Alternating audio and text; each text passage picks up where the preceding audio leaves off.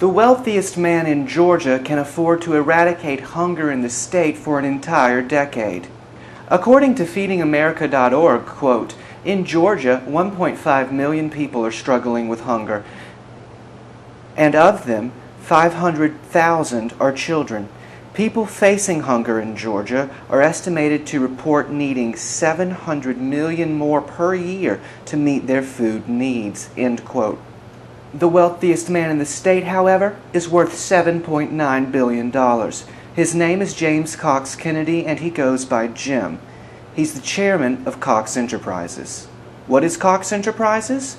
Cox Enterprises is a media and automobile conglomerate that was started years ago by James's grandfather. It's a multi-billion-dollar corporation. Some common subsidiaries under Cox Enterprises are Autotrader.com, Kelley Blue Book, Savings.com, the Atlanta Journal-Constitution, WFTV9 Orlando, WSB-TV Atlanta, and several more. A Forbes article titled "This Billionaire Knows the Secret to Saving a Family Business" paints Kennedy as a humble, genius of enterprise, if you will. Maybe that's a little too much, but it does paint him as humble because it mentions he drives a Prius while he could clearly afford something much nicer. And it also paints a narrative that shows him overcoming all odds to change the direction of his family's company. But we know that that narrative is very questionable because in reality, Kennedy has always had the odds stacked in his favor. Let's be clear.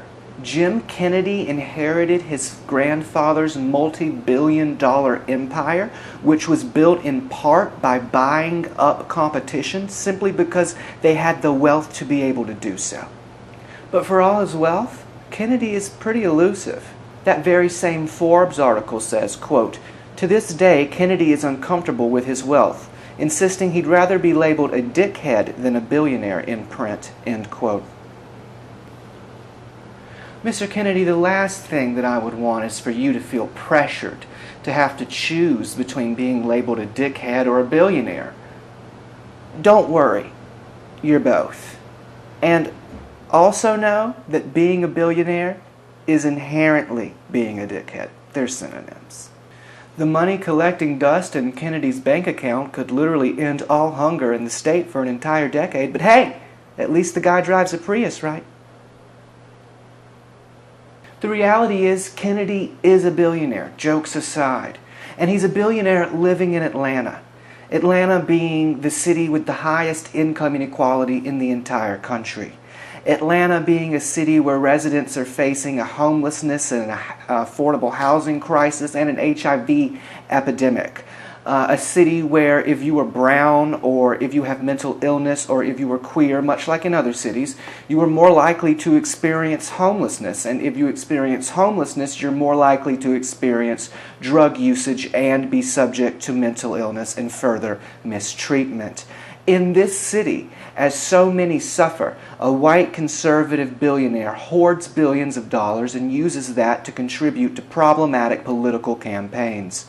That's violence.